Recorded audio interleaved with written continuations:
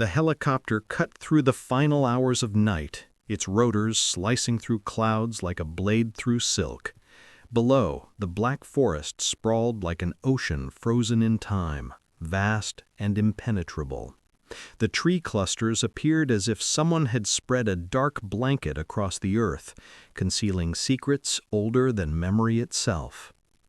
Inside the cockpit, a medium red glow illuminated the cramped space.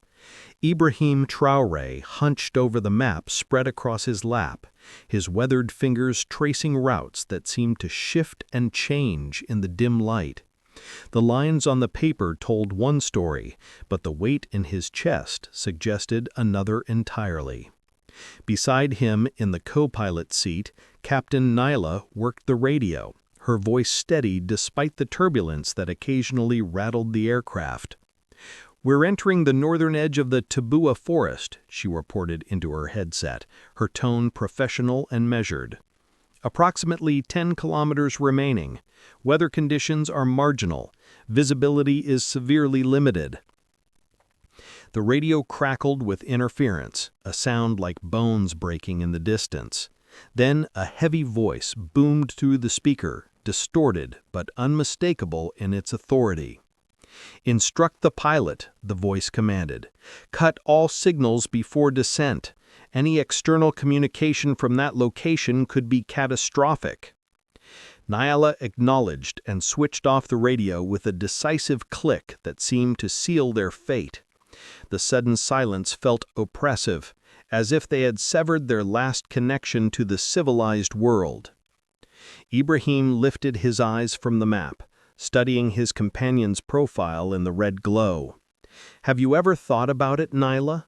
What exactly are we searching for? The government simply says, find the tribe, negotiate with them. But no one explains what we're supposed to negotiate about. What words are we meant to exchange with people who've lived apart from our world for centuries?" Nyla's lips curved into a slight smile, though her eyes remained fixed on the instruments before her. "Mr. President, some questions are better left on the journey itself, before answers have time to form." From the back seat, Yusuf laughed, a sound that seemed too carefree for their circumstances. "Or perhaps those are questions we're not permitted to ask at all." Lightning flashed through the clouds outside, turning every window white for one breathless moment. The aircraft shuddered, buffeted by winds that seemed almost sentient in their violence. Nyla pressed her hand against the window, her breath fogging the glass. "These clouds don't look normal. There's something wrong about them." The pilot, a grizzled veteran named Marcus, who had said little during the journey, nodded grimly. "This region is infamous for unusual weather patterns, but today feels different. The compass keeps malfunctioning, spinning like it can't find north, like the Earth itself is confused." Ibrahim ran his finger along the map one more time, stopping at the clear marking in the center. The Tabua forest, with a red circle drawn around its heart. Beneath it, a note written in hurried script. Ancient tribal boundary. Military entry prohibited. "And yet, here we go," Ibrahim muttered. "We need truth," Nyla said quietly, her voice almost lost in the engine drone. "Sometimes truth lives where permission dies." The helicopter lurched suddenly, dropping several meters before the pilot could compensate. Below the layer of mist, red lights flickered at the forest's edge, fires that moved with unnatural purpose.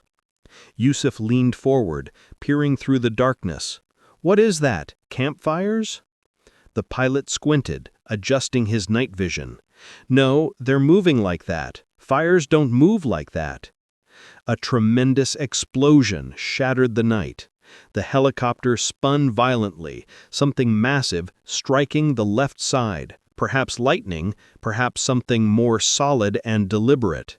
Alarms screamed through the cabin, their urgent wailing competing with the pilot's shouted warnings.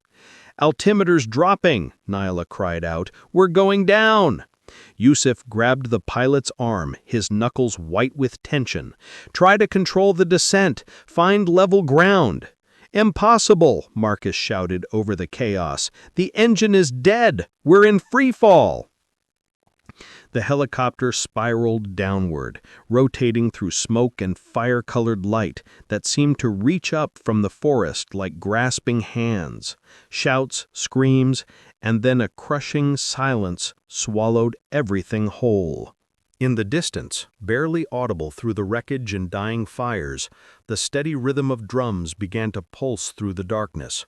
Ibrahim's hand remained frozen on the map, but slowly, inexorably, everyone's eyes closed as consciousness fled. When awareness returned, it came gradually, like waking from a fever dream. The air tasted of moisture and smoke, a combination that seemed to coat the lungs with each breath. Pain pulsed at the base of Ibrahim's skull, the dull throb suggesting impact with something hard and unforgiving. He tried to move, but thin ropes bound his wrists, bamboo fiber, deceptively delicate in appearance but impossibly strong. The room around him was small, constructed from carefully fitted bamboo stalks, with a ceiling of woven grass and packed earth. Through gaps in the walls, he could see tree roots disappearing into mist and smoke rising from unseen fires, carrying the scent of burning wood and something else, something ancient and organic. For several long moments, Ibrahim sat in silence, taking inventory of his situation. His mind felt sluggish, thoughts moving through thick fog. Finally he spoke, his voice hoarse and uncertain. "Is anyone there?" Only crickets and the whisper of wind through the leaves answered. Then a shadow paused outside the doorway, a silhouette backlit by firelight. A woman's voice emerged from beyond the bamboo wall, soft but wary, laden with caution. "You're awake." Ibrahim raised his head with effort, neck muscles protesting. "Who are you? Where am I?" The grass curtain hanging over the doorway parted, revealing a face marked by the forest itself. Her skin was dark, stained with earth to the wrists and elbows, and her eyes held an unusual brightness, not madness exactly, but something beyond ordinary human concern. "This is the heart of Tibua," she said, her words measured and deliberate. "No one comes here without permission. No one leaves without paying a price." "My helicopter crashed," Ibrahim said, working to keep his voice steady. "There were 2 others with me. Where are they?" She interrupted before he could finish. "One of them lives. The other—" She paused, seeming to choose her words carefully. "The other the forest has taken." Ibrahim's breath caught in his throat. "Which one survived? Tell me." "The one with red shadows in his eyes," she replied cryptically. "Yusuf. Where is he now?" The woman remained silent for a long moment, studying him with an intensity that made Ibrahim feel exposed, as if she could see not just his body, but his soul laid bare. "He is no longer yours," she finally said. Rage flared in Ibrahim's chest. He struck the bamboo wall with his bound fist, pain shooting up his arm. "Release me! I'm the president of this nation. I'm not your enemy." A smile flickered across her face, not cruel, but tinged with something like pity. "Here, names and titles are words from outside the forest. Inside, only breath remains. You crossed the boundary of the Firestone. Now you are its prisoner." Silence fell between them like a heavy curtain. Outside, a child's cry echoed through the trees, followed by the steady pulse of drums, the heartbeat of something far older than any modern nation. The woman crouched, sliding a clay vessel through the doorway. "Drink this, otherwise sleep will never return to you." Ibrahim glared at the offering with suspicion. "I don't drink poison." She laughed softly, the sound like water over stones. "We don't waste poison on those the fire has already chosen." With that enigmatic statement, she departed, leaving Ibrahim alone with his fears and the mysterious drink. He pushed the vessel slightly with his bound hands, studying its contents. Inside, a hot broth made from roots and herbs released steam that carried unfamiliar scents, earthy and bitter. He tried to steady his breathing, straightening his back against the bamboo wall, and peered through the gaps in his prison. In the distance, around a large fire, several figures danced in semi-naked states, their bodies painted with white ash, crowns of bone adorning their heads. Among them stood Yusuf, motionless and staring, his eyes reflecting the flames with an unnatural reddish glow, as if the fire itself pulsed within him. Ibrahim's voice dropped to a horrified whisper. "Yusuf, what are they doing to you?" Yusuf's lips moved, but no sound reached Ibrahim's ears. And the next moment a masked figure approached him, leaning close to whisper something in his ear. Yusuf bowed his head submissively and began walking slowly toward the fire, his movements deliberate and dreamlike.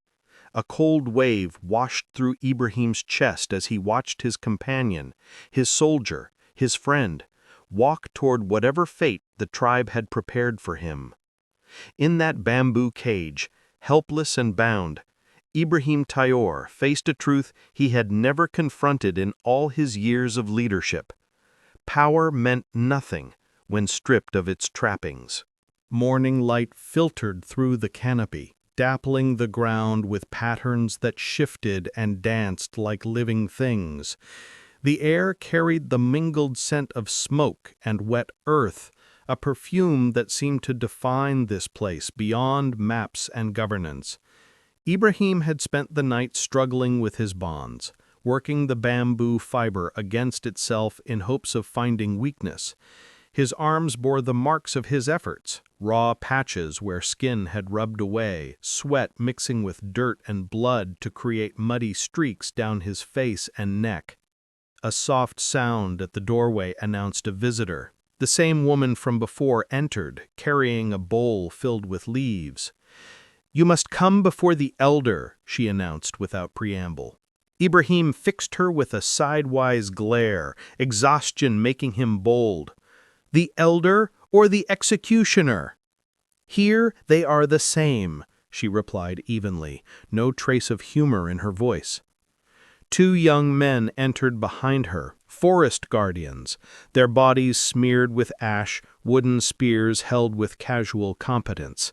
They pulled Ibrahim from the bamboo cage, and sudden daylight blinded him after hours in dim confinement.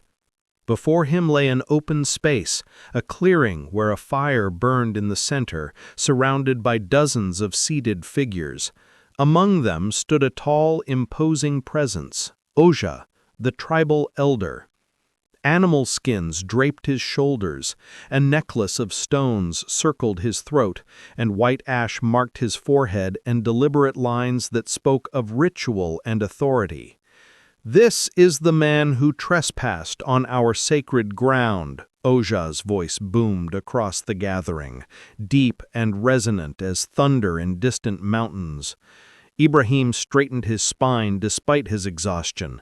"I am not your enemy. I am the president of this country. I came only to talk, to find understanding between our peoples." Oja paused, considering. When he spoke again, his words carried the weight of centuries. "President. This word we've heard only on radios. In the forest, it means nothing. Here, only those with the strength to preserve life may speak with authority." Footsteps approached from behind. Ibrahim turned to see Yusuf walking forward, his face gaunt but hardened. Those same red-tinged eyes that had troubled him the night before. "Yusuf!" Ibrahim's voice cracked with relief and confusion. "You're alive!" Yusuf smiled faintly, but the expression held no warmth. "Alive, perhaps, but Ibrahim, I no longer belong to you." Ibrahim took a step forward, his bound hands clenching into fists. "What are you saying? You're my soldier. You came here with me, under my command." Yusuf held up a hand, stopping him. "I was a soldier. I followed your orders, but here I've discovered real power. These people are not slaves, but masters. They possess knowledge that surpasses your governments and military installations. They understand forces your science cannot measure." Oja raised his hand, commanding attention. "We have accepted him. He is now our brother. You could become the same if you pass the trial."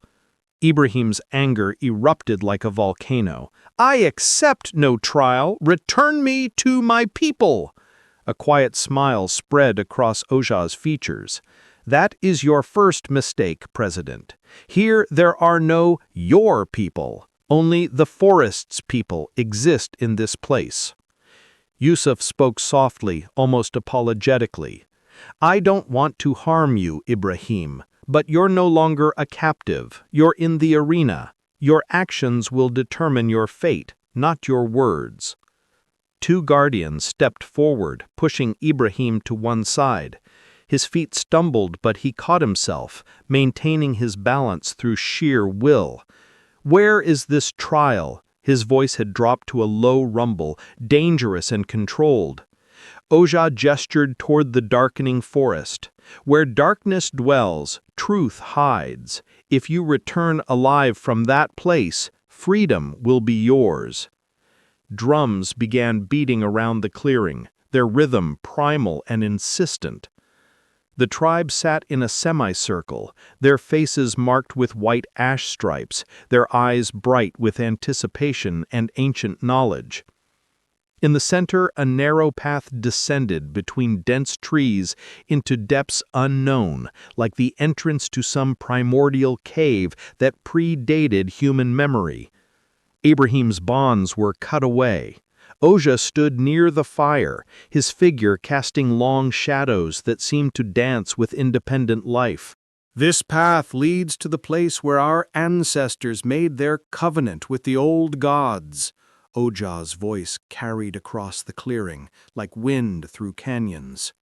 "Those who pass through and return alive have seen the true reality beneath the world's skin. You claim your intentions are pure. Prove it." Ibrahim looked around slowly, taking in the faces watching him. Yusuf stood silent and still, his expression unreadable. The woman who had attended him held a red torch, flames reflecting in her dark eyes. Sweat had formed on Ibrahim's face despite the cool night air, but his voice remained strong. "If this is your trial, I'm ready." The woman stepped forward, holding a small clay cup filled with a thick black substance that seemed to absorb light rather than reflect it. "Drink this," she instructed, "so the forest can recognize you as something more than an intruder." Ibrahim took the cup, hesitating for only a moment before downing the contents in one swallow. The taste was earthen, bitter, burning as it descended his throat, like drinking liquid smoke and ancient soil. "Now you belong to the darkness," the woman whispered. "Don't fight what you see. It will come from within you, not from without." Oja raised his hand high. The drum stopped abruptly. Silence descended like a physical presence, as if the forest itself had stopped breathing. "Go," Oja commanded. "If you don't return before sunrise, your soul will remain here forever, wandering these trees as punishment for your trespass." Ibrahim moved forward. The narrow path pulled him between the trees, deeper into the heart of the forest. With each step, the air grew heavier and colder. Damp earth, paths choked with roots, and deepening isolation surrounded him. After some time, a wide crack appeared before him, a cave mouth opening in the heart of stone. From its entrance, cold wind emerged with a whistling sound, like something massive drawing breath inside the earth itself. He entered. Torchlight crawled across the walls like living shadows. Ancient markings covered every surface, handprints, animal shapes, and strange symbols that seemed to shift when viewed directly. The air tasted of minerals and time. Suddenly, footsteps echoed behind him. Ibrahim spun around. Nothing. His breathing grew labored. "Is this dream or punishment?" he muttered to the empty darkness. A whisper responded, soft, feminine, impossibly familiar. "Ibrahim." It was Nyla's voice, but she couldn't be here. Could she? Ibrahim moved forward, drawn by the impossible sound. Light spilled through a crack in the stone wall. When he placed his hand against it, the rock felt hot, as if fire pulsed within. Then the stone began to soften like flesh. A human hand emerged from it, red as burning coals. Ibrahim stumbled backward, but the hand continued emerging, followed by a face formed from smoke and shadow. "Turn back," the apparition spoke with a voice like grinding stones. "There is no truth here, only endings." Ibrahim's breath came in gasps. "I don't want endings. I want answers." Light flared suddenly, brilliant and blinding. The cave walls shook. Smoke rose from the ground itself. In the darkness, Nyla's voice echoed again. "Ibrahim, this isn't a dream. You've entered time itself, entered the space between what was and what might be, and in the next moment—" Everything vanished. Just a flash of light, then complete silence. Taking a deep breath, Ibrahim steadied himself. "This place is not ordinary," he whispered. The ground began to tremble. Beneath his feet, stone slid apart, forming a glowing circle. His torch fell from nerveless fingers as he slowly closed his eyes, descending into a world he had never imagined possible.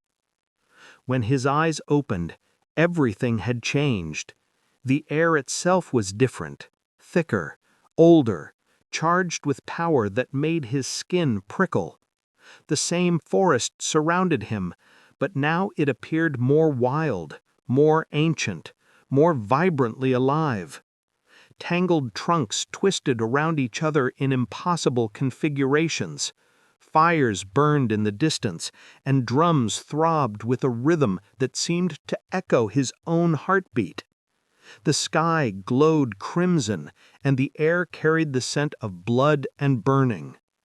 Ibrahim turned slowly, taking in the scene. Tribal people appeared around him, dressed in animal skins, their bodies marked with war paint. Among them stood one figure who stopped his heart. A man tall and powerful, whose face reflected Ibrahim's own features as if seen in a distorted mirror. The same fierce intelligence burned in his eyes, the same pride that Ibrahim had seen only in his own reflection. "This isn't possible," Ibrahim breathed. The man, Abiru, he somehow knew without being told, stepped forward, gripping a sharp spear, recognition blazing in his gaze. "So, you've finally arrived," Abiru's voice carried echoes of centuries. "My heir." Ibrahim backed away instinctively. "I don't know you. What is all this?" Abiru's tone resonated with the weight of ages. "This forest was ours, under our protection. But in your time, people forgot. They awakened forces we had imprisoned, forces that should have remained sleeping until the stars themselves burned out."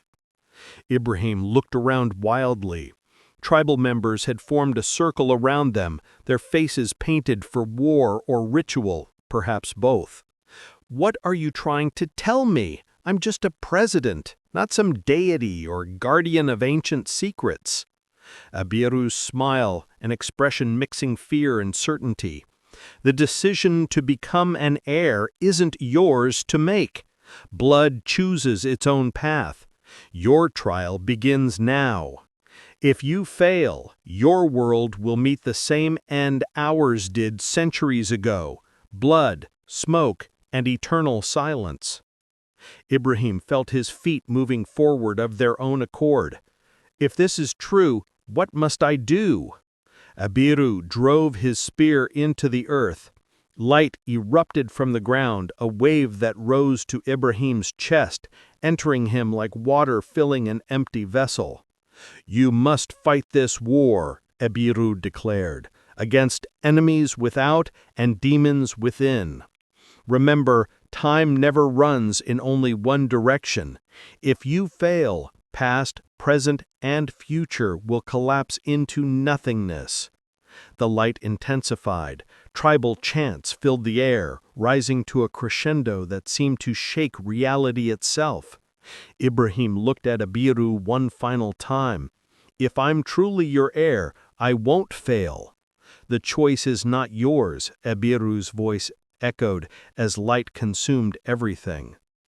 When the light dimmed, Ibrahim stood again in the cave, but now ancient markings glowed on his hands, the same symbols he had seen on the walls. Outside the cave, the forest had fallen silent, as if holding its breath for his next move. His eyes opened suddenly, like waking from a profound dream. Beside him, Nyla lay injured, her face pale and drawn. Deep concern etched his features as the dream's meaning became clear. In the distance, shouts and drums rose together. Forest fires painted the tree shadows red. Ibrahim held Nyla in his arms, both of them hidden behind thick bushes. His face bore streaks of blood and sweat, but his eyes were completely alert. "They're still nearby," Ibrahim whispered, his hand pressed against Nyla's wound. Blood continued flowing, refusing to stop. Nyla drew a labored breath. "I told you they would find us eventually." "Quiet! Don't speak!" Ibrahim cut her off, but his voice cracked with emotion. The tribe's noise was growing louder. Tree shadows seemed to walk on their own. Nyla looked up at the sky through half-closed eyes. Lightning flashed in black clouds. "This is the night," she murmured. "What night?" Ibrahim leaned close. "The night when sacrifice is completed." Her words settled heavy on his heart. "I won't let you die, Nyla. We'll escape this place." A faint smile touched her lips. "You always speak like a president, every promise filled with determination. But the time has come for you to recognize yourself, Ibrahim. You're not just a president. You're the savior, the guardian our ancestors promised would come." Rain had begun falling. Nyla's breathing grew more labored. She withdrew a small red stone from her pocket, glowing with internal light, the mark of the fire stone.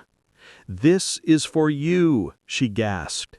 "It contains power that recognizes only the true heir." Ibrahim extended his shaking hand. "Don't do this, Nyla. We can both return home." She shook her head weakly. "The return is for you, not for me. My time has ended. If you abandon this mission, everything ends. Promise me you won't let it be lost." The drums grew closer. Shouting intensified.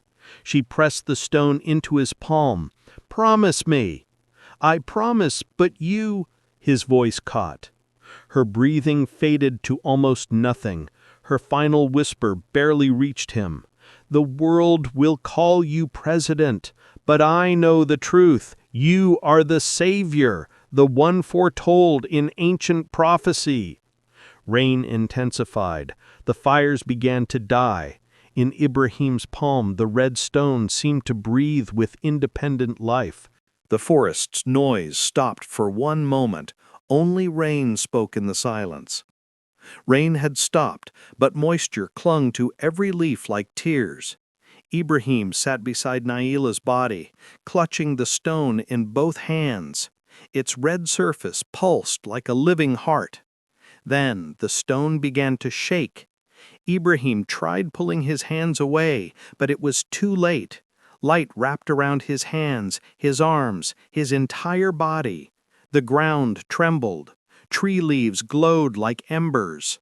Lines of fire crawled across the ground like serpents. The sky turned crimson. Tribal members came running, shouting. When they saw what was happening, they froze. A collective scream emerged from many throats at once. One by one, they fell to their knees. Someone cried in a trembling voice, "The guardian awakens! The firestone lives!" Another raised hands toward the sky in supplication or worship. Ibrahim's face showed confusion and fear. "I didn't do anything. This happened on its own." But his words vanished into wind. Ojah, the tribe's ancient elder, pushed through the crowd. Black lines marked his face, and hatred burned bright in his eyes. "Lies!" he roared. "This is not sacred blood. He's an outsider. The Firestone does not recognize strangers." Murmurs spread through the crowd. Ibrahim backed away. "I'm not your enemy," he insisted. "I came seeking a path forward. Naila gave me this stone." Ojah's voice boomed. "Naila is dead, and her death came through you. I tried to save her." "Silence." Ojah struck his spear against the ground. "If you're truly the heir, the fire won't turn against you." In one fluid motion, he hurled the spear at Ibrahim. The stone blazed with intense light. Fire sparks scattered through the air. The spear struck the stone, and a tremendous explosion consumed everything in blinding radiance. Tree trunks burst into flame. The ground itself began burning. People screamed and fled in panic. Ojah fell backward, shock frozen on his face. A wall of light rose to the sky, spreading in all directions within seconds. Ibrahim lay on the ground, still gripping the stone, but now it was no longer simply a stone. A deep red eye of fire glowed within it. Some old tribal members fell to their knees through the smoke. "This is the sacred sign," one breathed. "Will the war finally end?" Another asked fearfully, "Is this the Maya Bamba Shaba?" Ibrahim looked at the stone, then at them. "No, not yet. This is only the beginning." In the distance, Ojah's body lay on burning earth, his hand still reaching toward the stone, even in death, as if he couldn't believe that what he'd thought was deception had been truth all along. The air reeked of sulfur and smoke. The ground continued burning where the stone had fractured. Ibrahim lifted it carefully. Light leaked through cracks in its surface. Above, beneath the clouds, an unnatural sound rose, as if the wind itself was screaming. Suddenly, the atmosphere became suffocating. Roots tore free from the earth. Rain fell mixed with sparks. The ground shook, and from that trembling, a hazy form emerged, tall, made of smoke, eyes filled with burning coals. Behind it came more shadows, not dozens, but hundreds. Tribal people screamed and retreated. "What is this?" Ibrahim steadied himself. A spirit spoke in a heavy voice. "We are those who were imprisoned centuries ago. Your hands have freed us today." Ibrahim's color drained. "I didn't mean for this. I only wanted—" "It doesn't matter whether it was your wish or destiny's. Either way, the world is no longer yours." Clouds began splitting. Instead of rain, fire fell from the sky. The tribal camp burst into flames. An old man collapsed, tears and rain streaming together down his weathered face. Ibrahim stared at the stone, now pulsing as if alive. "Stop!" he shouted. "If I can free you, I can bind you again." A spirit drifted forward. "No, human, your body lacks that strength. But if you wish to live, bind us back. Otherwise, you too will be buried in the earth we burn." Ibrahim looked around desperately. People were fleeing. Fire everywhere. Then a shadow stumbled towards him. Oja, wounded and burned, but alive, the same hardness in his eyes. So you finally understood. This is beyond your power. This isn't time for accusations, Ibrahim shouted. If we don't stop them together, everything ends. For one moment, profound silence fell between them. Then Oja gripped his spear firmly. These spirits were born from our blood. Perhaps only our blood can stop them. Ibrahim raised the stone high, light wrapped around both men. Then let's show them the prison that time forgot. The spirits began shrieking. Circles of fire formed between the trees. Oja drew ancient symbols on the ground, the same ones his father had taught him. Ibrahim placed the stone at the center. Together, they pressed their hands into the earth. A tremendous explosion of light erupted. The spirits' forms began disintegrating. Lightning struck from the sky to the ground. One by one, the shadows were absorbed back into the earth. Finally, only two men remained, Ibrahim and Oja, their faces marked with sweat, dirt, and exhaustion. Oja breathed heavily. We were never enemies. Never. Ibrahim bowed his head. Now we must fight not enemies, but their consequences. In the distance, light flickered again. But beneath the ground, something still moved, as if the story was far from over. Every step downward made the air heavier. Stone steps carved centuries ago were slick with moisture. Each turning brought the sound of dripping water, like the irregular heartbeat of something lost. Oja led with a torch. Ibrahim followed, clutching the stone to his chest. The path they followed was ancient beyond measure, the same route to the sacrificial ground where gods had been imprisoned in ages past. Cave walls bore blood-like stains, markings, and layers of black ash. When they reached the bottom, a vast hall opened before them. The ceiling rose so high that torchlight couldn't reach it. In the center stood a circular stone formation, surrounded by 8 pillars, each topped with a torch burning with blue flame. This is where our ancestors bound them, Oja said. If we complete the ritual properly, perhaps this calamity will stop. Ibrahim placed the stone in the circle's center. Its light began dimming, as if listening to what would happen next. Are you certain this will work? Ibrahim asked quietly. Not certain, but hopeful. Oja's eyes held both terror and determination. They began reciting the ancient words Oja had learned from his father's lips. The atmosphere filled with heavy trembling. Smoke rose from the ground, the pillars shook. Ibrahim's lips continued the incantation. Then, suddenly, a sharp sound, like iron doors breaking open. Ibrahim looked up. Someone stood at the cave entrance. Torchlight revealed his face. Yusuf! But this wasn't the Yusuf who had once stood beside Ibrahim in the field. Black ash covered his body. His eyes were empty yet burning. He held a strange glowing dagger, its edge wrapped in red smoke. Oja spoke in a trembling voice. What happened to you? Yusuf's lips moved. I saw the gods, touched their power. You cannot understand. Now is the time for true sacrifice. Ibrahim stepped forward. Yusuf, they're using you as a vessel. No, Ibrahim, they're awakening me. Suddenly, Yusuf moved, his eyes falling on Naila's body, which Oja had respectfully wrapped in cloth and laid aside.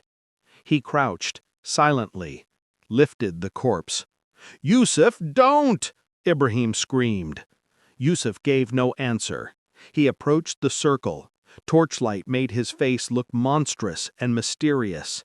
For one moment, his eyes showed a flicker of humanity. Then it died. This is their command. Purity returns only through fire. He threw Nyla's body into the fire pit. Flames roared toward the sky. Smoke rose like screams made visible. Something broke inside Ibrahim. "Yusuf!" He grabbed the stone, his eyes filling with blood rage. Yusuf turned. "Now we'll see, Savior, how far your salvation reaches." The cave began shaking. Blue flames turned red. The sacrificial ground had awakened, and its silence now thundered with the sound of war. The cave had become a battlefield. Ancient symbols on the walls blazed to life. In the fire circle stood Yusuf, surrounded by a halo of red light. His eyes held a gleam that was no longer human. Ibrahim gripped the firestone, its light now white and blue, as if light and darkness stood facing each other in final judgment. The two men stared at one another. For one moment, time stopped. Only heartbeats could be heard in the vast silence. Yusuf spoke first, his voice carrying the weight of otherworldly influence. "Do you still believe this world is worth saving?" Ibrahim answered quietly, but firmly, "Yes, because it belongs to all those who learn to live without power, who found dignity in weakness. You bowed before the gods, Yusuf, but I will not bend." Yusuf spun his dagger. A line of fire traced through the air, leaving burning trails that hung suspended like calligraphy written in flame. "Then prepare to burn!" Yusuf hissed. With an explosion that shook the foundations of the earth, they collided. Fire and light tangled together in a violent dance. The stone's radiance illuminated the cave ceiling. The ground cracked open. Smoke billowed. Rocks tumbled from above. A wound opened on Ibrahim's arm, blood flowing freely, but his grip on the stone never weakened. "You're not the savior!" Yusuf screamed, his voice breaking with rage and something like despair. "You're just a weak human running from fate!" Ibrahim spit blood, his vision swimming. "And you're a slave who lost his soul chasing power." For one heartbeat, Yusuf raised his dagger high, preparing for the killing blow. But suddenly Oja appeared behind him, emerging from the shadows. The old man was wounded, blood marking his body, but his eyes blazed with the same courage that had defined his ancestors. "This sacrificial ground is not yours," Oja's voice thundered through the chamber. "It belongs to our fathers and their fathers before them." He began chanting the ancient words, his voice rising in the ritual cadence that had protected the tribe for generations. Yusuf spun and struck. The dagger plunged into Oja's chest. The elder stumbled, falling to his knees, then collapsing onto the stone floor. Something inside Ibrahim exploded, a fury beyond reason, beyond calculation. "No!" he screamed, and struck the stone against the ground with all his remaining strength. A wave of light erupted outward. Yusuf was thrown backward, his body slamming into the cave wall. The shadows that had possessed him began tearing free from his flesh, writhing and screaming as they dissolved. Ibrahim fell to his knees beside Oja. The old man's hand gripped the earth weakly, blood flowing from his lips. "Ibrahim," Oja's voice was barely a whisper, "complete the ritual, bind the spirits. This is why you came." "I can't do it alone," Ibrahim's voice broke. Oja's breathing grew shallow, each word an effort. "You're not alone. We are all with you, always have been." And then Oja's breath stopped. His hand went slack against the cold stone. Ibrahim lifted the stone with both hands. He closed his eyes and repeated the words Abiru had spoken in that vision across time. If the air fails, the world ends. The stone began to glow with blinding intensity. Yusuf attempted one final attack, but light struck him like a physical blow, driving him back. The divine shadows that had controlled him screamed as they were torn away, leaving behind only the broken shell of a man. Ibrahim raised both hands towards the heavens. The stone's radiance expanded from the cave to the forest, then to the entire sky above. Everything drowned in white light, pure, absolute, cleansing. Yusuf collapsed to the ground. The red glow faded from his eyes, replaced by confusion and horror as he realized what he had done, what he had become. Around Ibrahim, silence descended like a benediction. As the light's intensity faded, everything grew still. The cave pillars had crumbled to ash, but the air felt lighter, cleaner, as if a great poison had been drawn from the earth. The stone in Ibrahim's hand had transformed, becoming transparent, empty of the flames that had raged within it. Now it held only peace. He looked towards the heavens, his voice thick with grief and exhaustion. "Naila, Oja, we did it!" In the distance, the first ray of sunrise pierced through the cave entrance, touching the darkness with gold. The war was over, but Ibrahim understood with crystalline clarity, salvation always demands sacrifice. Freedom is never free. Truth is written in blood and tears and the ashes of those who fought for it. The sun's first light filtered through tree leaves, creating patterns on the scorched earth. Ibrahim slowly opened his eyes. Everything appeared blurred at first, reality struggling to reassemble itself around him. This was the place where the helicopter had crashed. He recognized the burned ground, scattered metal fragments, the lingering smell of fuel in the air. But now a profound silence reigned, the kind that settles over places where great violence has passed and left only memory. He tried to rise, but his body felt shattered, every muscle screaming protest. His hands were caked with dried mud, and crusted blood marked where wounds had sealed themselves. Walking a few paces forward, he noticed a faint gleam between the trees. Crouching with effort, he found the firestone resting on the earth. But now it was different. On its surface, the clear impression of Ibrahim's handprint glowed with residual light, as if someone had captured a moment of radiance and frozen it in crystal. When he touched it, memories flooded back. Naila's final breath, Oja's battle cry, Yusuf's eyes burning with divine madness. He closed his eyes, desperately wishing it had all been merely a dream. But the desolate landscape around him confirmed the brutal truth. Reality had been far more terrible than any nightmare. A whisper escaped his lips. "Is anyone there?" No answer came. The forest held only cricket songs and wind rustling through leaves. Then, suddenly, distantly, the sound of engines. The ground began to vibrate subtly.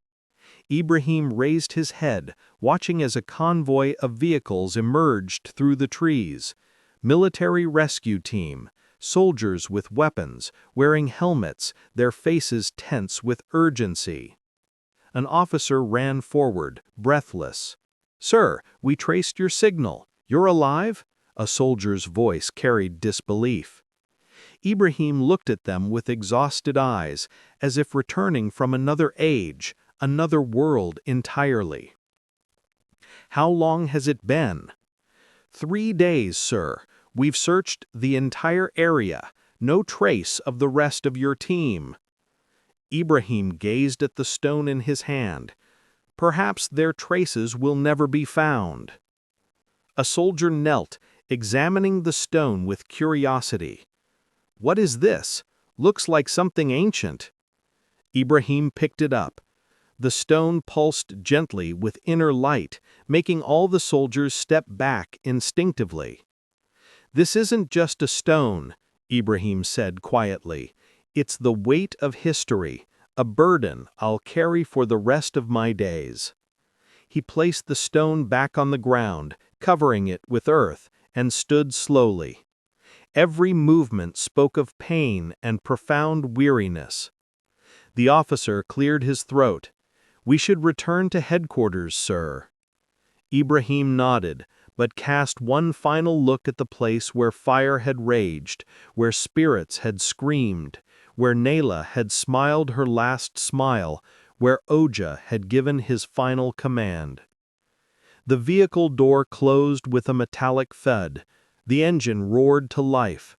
As they drove away, the forest silence seemed to whisper a final message. Salvation is never easy.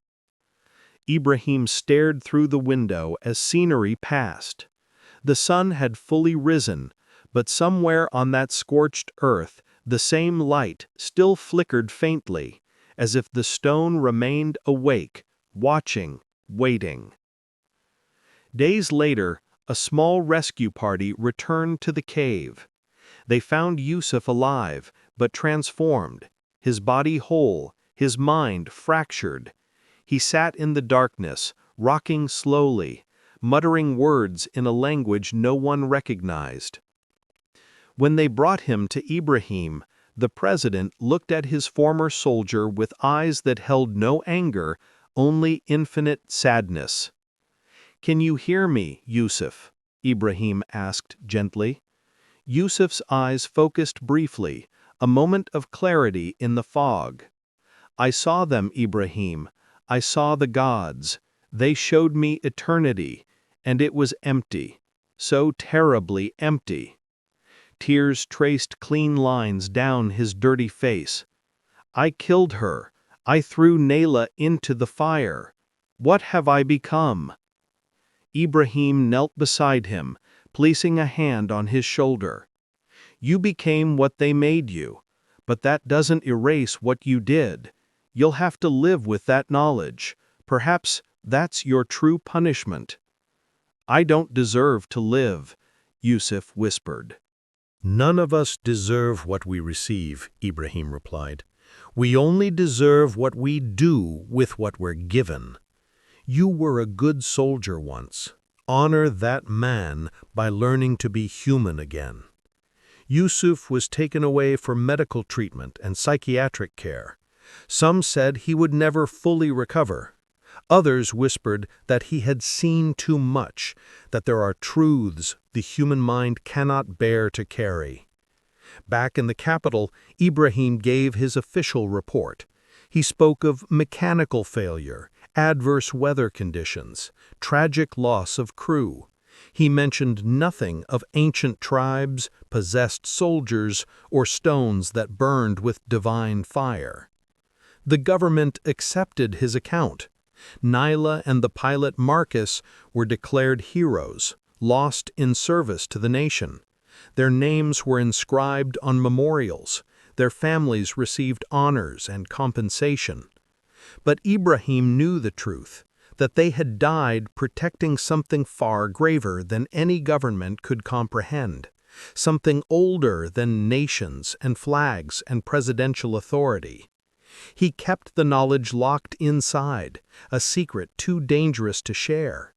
The Firestone remained buried in that forest, its location known only to him. Sometimes late at night he would feel a phantom warmth in his palm, the memory of holding that terrible power. And he would wonder, had they truly imprisoned the spirits, or merely postponed an inevitable reckoning? Years passed. Ibrahim's presidency ended. He retired to a quiet life, far from the capital's noise and politics. But once each year, he would make a journey, always alone, always in secret. He would return to the Tabua forest, to the place where everything had changed. He would stand where the stone lay buried and speak words of remembrance for those who had fallen. The The tribe still lived in the forest's heart, though they had withdrawn even deeper, becoming more myth than reality to the outside world. Occasionally, travelers reported strange lights in the depths, drums beating at night, figures moving between the trees. Ibrahim never tried to contact them again. Some bridges, once crossed, can never be traversed a second time. On his final visit, now an old man with silver hair and wisdom-worn eyes, Ibrahim knelt by the stone's resting place. His hands, scarred and weathered, touched the earth gently. "I kept my promise, Nyla," he whispered to the forest. "I didn't let it be forgotten. The story lives, here, in this earth, in my memory, in the silence between heartbeats." Wind moved through the trees, carrying what might have been a voice, might have been simply the eternal conversation of leaf and branch. As Ibrahim stood to leave, he felt something, a presence, neither threatening nor comforting, simply there. He turned slowly. In the shadow between trees stood a figure. For just a moment it looked like Oja, like Nyla, like Abiru, like all of them at once, and none of them at all. The figure raised one hand, not in greeting, not in farewell, but in acknowledgement. Guardian to guardian, keeper to keeper. Then it faded like mist beneath morning sun. Ibrahim smiled, his first genuine smile in years. He understood finally the story wasn't finished. It would never be finished. The Firestone would sleep, but not forever. The spirits would remain bound, but not eternally. And when the time came, when the world needed another guardian, another sacrifice, someone would hear the call. Someone would walk into the forest as he had done. Someone would lift the stone and feel its weight. That was the nature of such things, the endless cycle of sleeping and waking, binding and freedom, darkness and light. Ibrahim turned his back on the forest one final time and walked toward the world beyond. Behind him, the drums began to beat, softly, rhythmically, eternally. The Tibua forest kept its secrets. The guardians maintained their vigil, and the Firestone dreamed beneath the earth, waiting for the day when it would wake again. In the heart of every forest lies a truth too ancient for words. In the soul of every leader lies a burden too heavy for one person to bear. But some truths must be protected, some burdens must be carried, and some secrets must be kept, not because they are shameful, but because they are sacred. This is the tale of Ibrahim Traoré, who went into the darkness seeking answers and returned carrying wisdom. May his story remind us that power without sacrifice is tyranny, that leadership without cost is illusion, and that the greatest victories are often those the world never knows were won.